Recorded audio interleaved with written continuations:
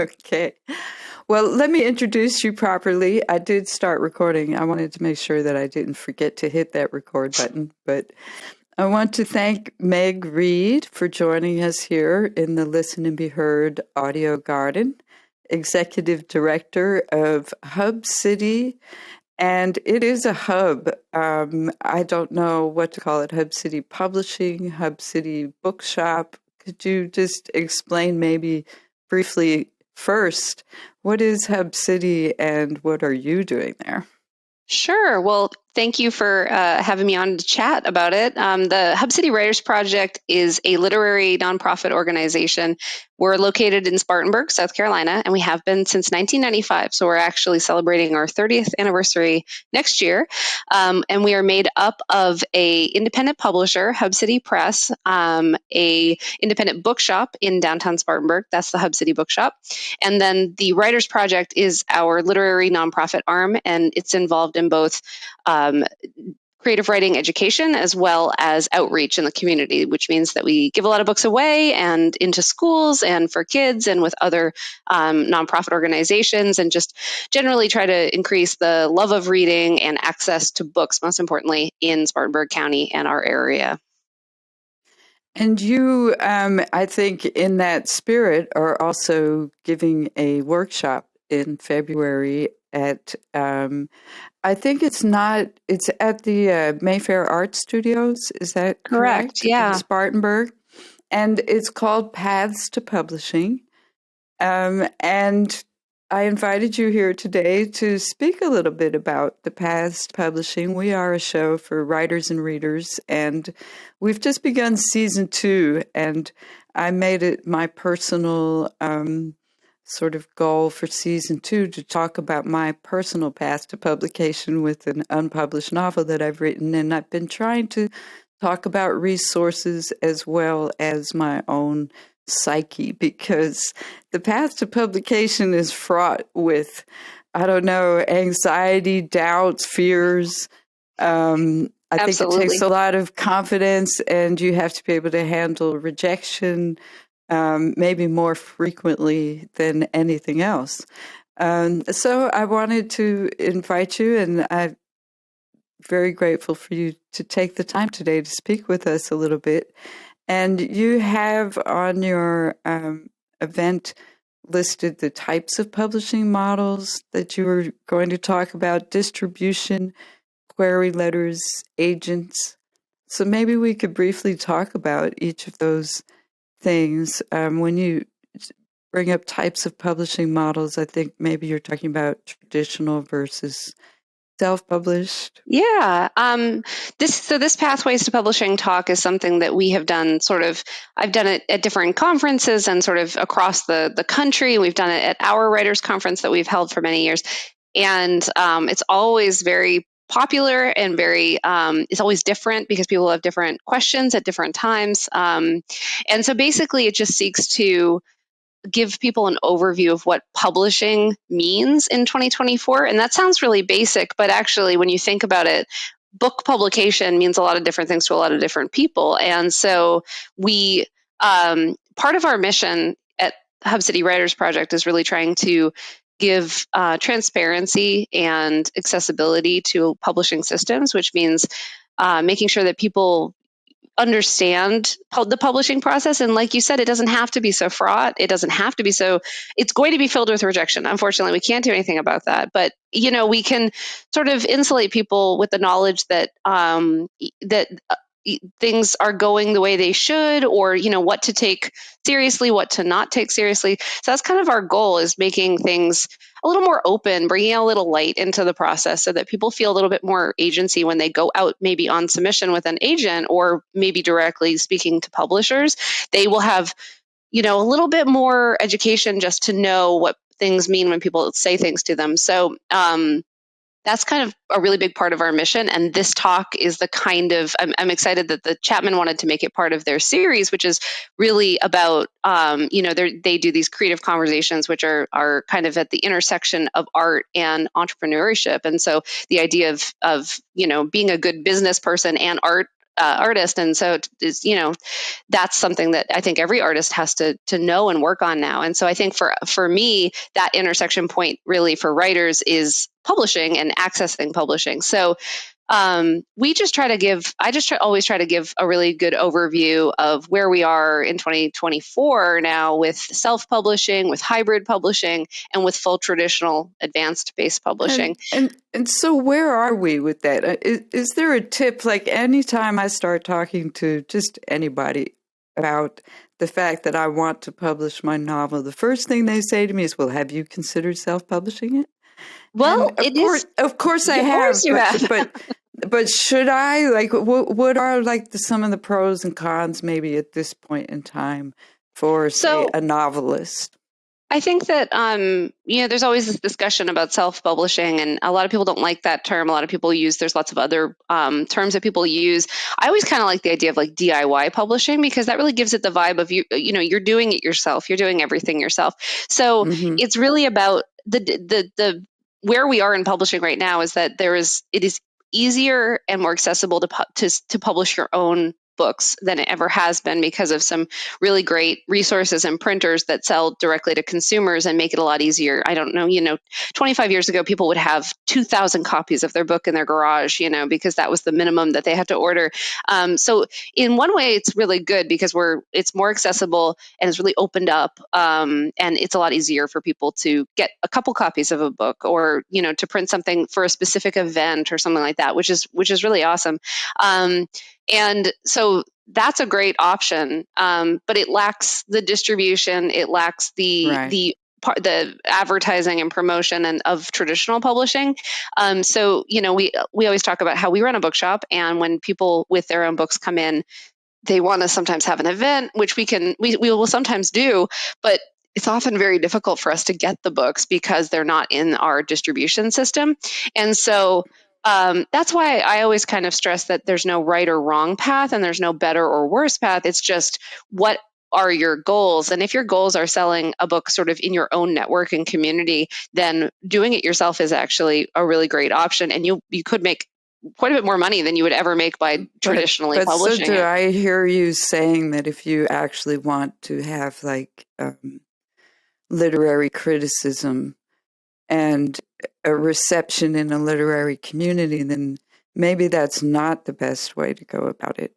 That's 100% true. If you want to access even, you might get something in a local paper or something like that, but if you want to access book reviews and trade journals that go to libraries and all of that stuff, the idea of publishing is that the publisher is acting as sort of, yes, a gatekeeper is the bad word, but they're making a selection, they're choosing the best stuff, and they're editing, they're promoting it, and they're curating it, so that's where the book review media takes their books from. So there's really they're the business people in the whole relationship. Exactly. Yes. Right? And I think for me, the difficulty has been to try to, you write the book. That's something in itself, and it really has only a little bit to do with how you go about then trying to present that book correctly in order for somebody to want to publish it.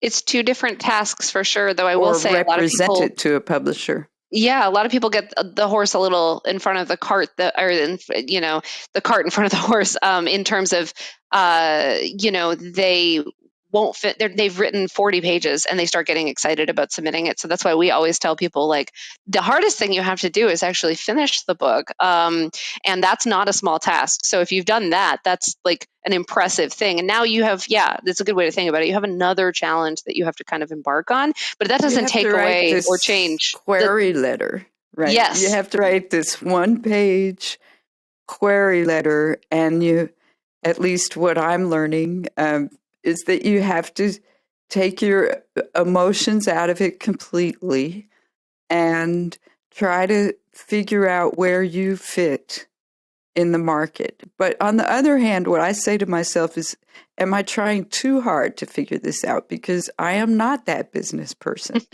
And so they're the ones who know, and I'm just the one trying to present my story to them in a way that they're going to want to read it at least. I just did a talk with another independent publisher out on the West Coast, and she said something that really, we were talking about this, and we were talking about how for querying writers, it's really important for folks to remember that they have to respect that the publisher has expertise. That's why they want them to take the book, because they have expertise. You have to listen, but you also don't want to bend to every single suggestion, because like you said, you're just sort of at the whims of what, marketing and what's popular right now and chasing trends.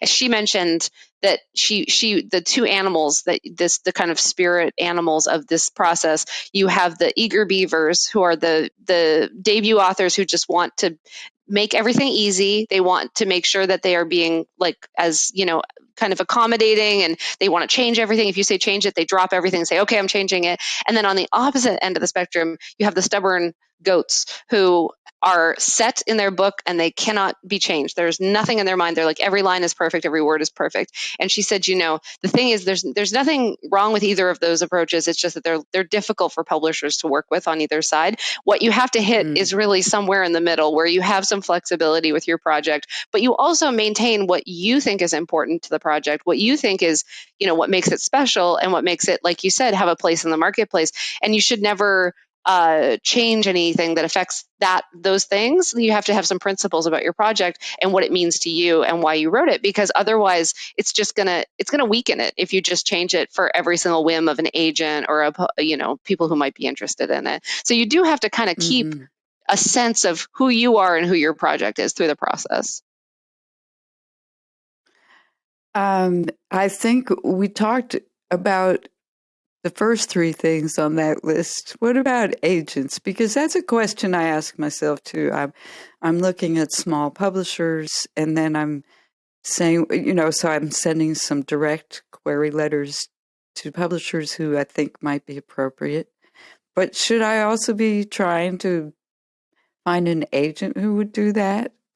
Or is that like something you wait until, sometimes I had some books published more than 20 years ago, and sometimes I feel like that works against me because they weren't, bestsellers or anything like that. And so I wonder at what point do you say, oh, I should look for an agent? I think it's good that that smaller presses and independent presses often take unagented queries, because that's very important to us. And so, there are even within the traditional publishing ecosystem, there are big five publishers like HarperCollins and Simon & Schuster and Penguin Random House.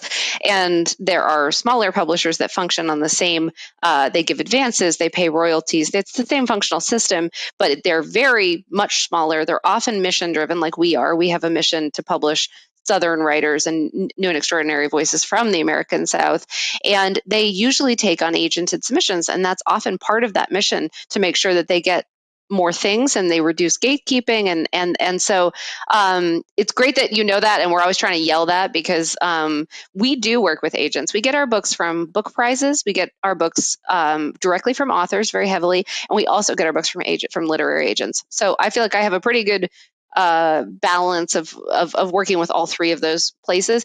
And agents are, they're an entirely different thing. I feel like there's a lot of work that goes into finding an agent. There's a lot of work that goes into keeping an agent. There's a lot of work that goes into having your project fit that agent's list and something that they feel like they can sell and they can really get behind. And there are people who, we always try to say that there's, again, no value judgment. A lot of people put a lot of value on getting an agent. Like, oh, I've been a writer for so long and I've never been able to get an agent. And they really kind of hold that as somewhere where they've dropped the ball or failed. And so I always just try to stress that, there are people that getting an agent will be simple, because they're writing really commercial projects that the agents then see as, it's just like a real estate agent. You have a beautiful home in a good location with nice curb appeal. A real estate agent is going to be very interested in it. And because they are also trying to optimize how much they can get with fewer projects, obviously, by selling them to bigger publishers. And there are a lot of writers out there who are writing really beautiful, interesting, between genre, kind of strange or compelling stuff that it's just not a fit for agents. So because agents really are looking to especially now with the consolidation of the big publishers, they're looking to sell fewer projects for more money.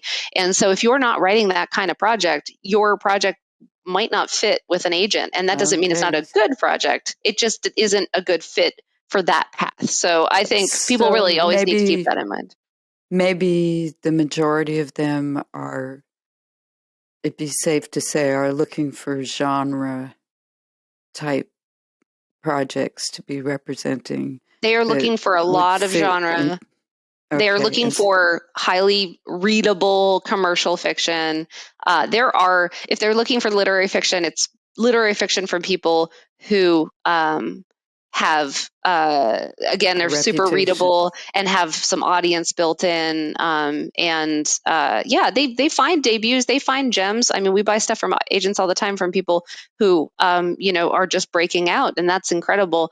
But a lot of the business of writing is about getting people into, writing lots of books in succession for more commercial publishers. Yeah. Series in a genre. Yeah. And so if you are writing like that, then that's probably not a bad idea to look for an agent. That But would if probably you're be as important as writing the book. If you are writing like middle grade fantasy, not like short novels, and they're interesting and good, you should be working on your pitch to an agent and showing how that series is going to develop, other series that you've come up with, other ideas you have, like that kind of thing. You should be working on that in tandem with writing your book, because that's the highly sellable material.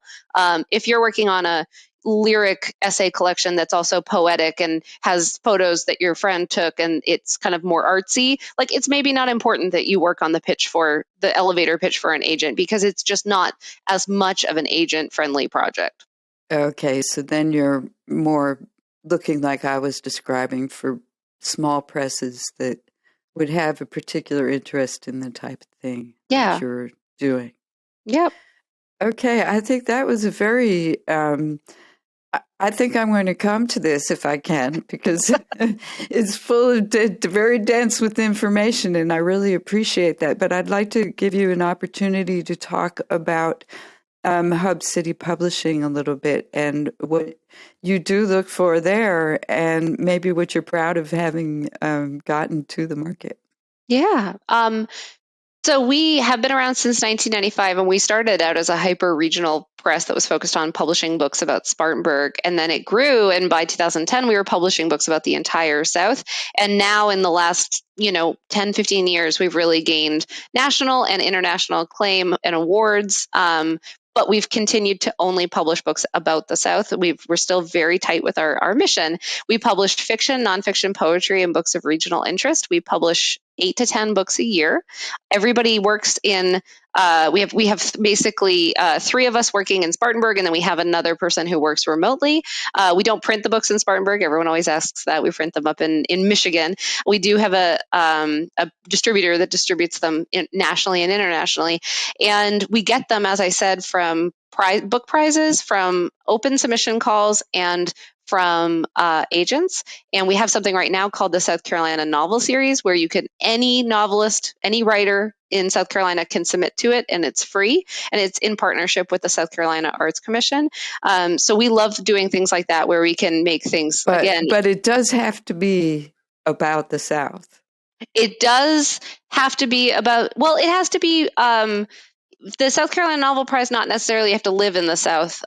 We don't, the mission in terms of about the South or by the South, we fall more on, we will always look at a project if it's by somebody who lives here, works here, even if it's not about the South. So if you're writing about China, but you live in Charleston, we're going to look at your book because you're a Southern writer to us. So there's no style of book necessarily that it has to be. Now, the best projects for us, you asked about projects I'm particularly proud of, are the ones where the person is from the South, is writing about the place, and is writing about the place from a perspective or angle that we just haven't seen before. And those are, especially with our novels, we have a Cold Mountain Fun series with Charles Fraser, and those are supposed to be big contemporary novels that really tackle big social issues. And those are the kind of books that routinely get us into like People magazine, Oprah magazine, Boston Globe, New York Times, the national kind of attention that we get, because our Southern base and our Southern focus combined with a writer who really knows the place that they're writing from, that has been the most amazing kind of recipe. If there is a recipe, that's the recipe for success that we've had, because other publishers are big and national and doing everything, and we're really focused. Right. And so that's Well, the joy of it. they tell writers to write what they know, Yeah, and I guess you're publishing what you know, exactly. which is local, which Hmm. is what you know best, right? Where Hmm. you are and the people around you. But I'm hearing that Southern doesn't necessarily mean um, whatever idea that people might have of what a Southern person is. Like that's a multiplicity of kinds Exactly. of people, and it's just people who actually live here. We're So really interested in making in kind of disrupting the idea of what Southern fiction can be, whether that's, there's beach reads and there's Faulkner and there's all these kind of well-worn paths, and they're very good paths and they're good quality things. But we're also very interested in the idea that there are a lot of people living and writing in the South. It's a huge region if you take from DC to Texas, and they have a lot of different experiences and backgrounds, and the South is changing and the demographics are changing. And so we want to be a publisher that is grounded in our community and reflects the changes around us. And the work that we get and the work that we publish is more interesting because of that, because people come to it with like, oh, I Southern writing, I have an idea and of what that is. And then they encounter our books and they might get something, a perspective or a voice that they didn't expect to see. So that's really what we're trying to do. and give me a couple titles off the top of your head in the last few years, or well, since you've been there. Like, what's the Sure. book you're most proud of? Well, just a couple months ago in September, we published Hallie Hill's Good Women. That was the one that was in People magazine and Oprah and lots of big places. It was Kirkus Review's one of their best books of the year. And it's short stories. And Hallie she lives in North Carolina, and it's about Black women in Appalachia. So I suggest people check that one out. They're very funny. They're very contemporary. They're not stodgy and old fashioned. We love Drew Lanham, who hopefully many people are familiar with. He is at Clemson. He won the MacArthur Genius Grant. He's an ornithologist, birder, writer, and we publish his poetry. And we have a book that is one of our biggest selling titles called Sparrow Envy. And we have a new one coming out in April called Joy is the Justice We Give Ourselves. And Drew really writes incredibly about race and about nature, but the poems are very personal too. And so it's unlike Mm. anything anyone else is doing. And it's Drew is one of the best speakers you will ever hear speak. And he is a just total gem of South Carolina and of the whole country now, obviously. But those are two things that's recent and coming out that we've been working on that I really love to tell people about.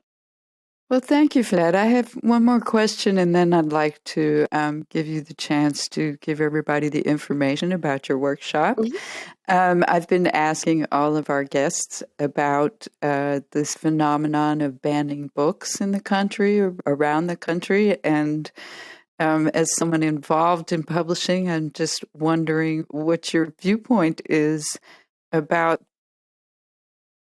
this happening in different places in the libraries and the schools. Well, obviously, it's incredibly alarming, and everything that we do at Hub City is about getting people more access to books, and that means books that kids want to read. And I know the statistics about Spartanburg and our academic gaps that we have in our schools. And the last thing people should be doing is taking books out of children's hands at this moment. They need to be getting more books into children's hands. That's how we see more successful adults and honestly better citizens, more civic minded citizens the more you read.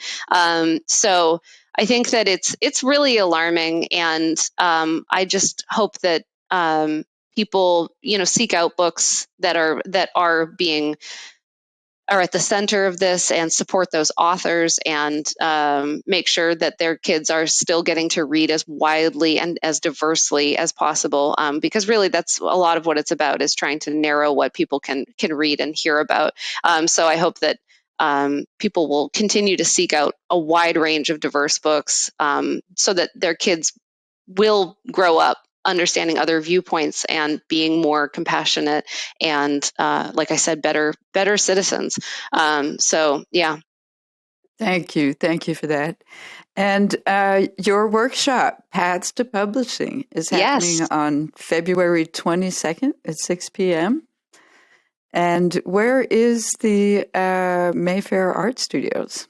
The Mayfair Arts Studio is on the west side of Spartanburg, and so it's in an old textile mill, and it's an incredible space with studios and all sorts of vibrant sort of arts stuff going on. There's pottery studios, dance studios, and so if people haven't been to Mayfair, I think this is a great opportunity for them to go and see the space and see the remarkable thing that the Chapman Cultural Center has done. And I'm really excited about the talk, and you can see I love talking about this stuff, and I love telling people all the secrets and hopefully helping make things a little bit more clear. And so people can go to mayfairartstudios.org for more information about the event. And I think it's hubcity.org for Hub City Publishing and Bookshop and so on. Yes, Hub correct? City Press on Twitter, Hub City Writers on Instagram, hubcity.org. Sign up for our newsletter to hear about all our other workshops and programming that we do. Well, Meg Reid, Executive Director of Hub City Publishing, I want to thank you for your passion about the whole subject of publishing and sharing so much information with us today. Well, thank you so much for having me on. And it was great to hear about the show, and I'm just thrilled to be a part of it. Thank you.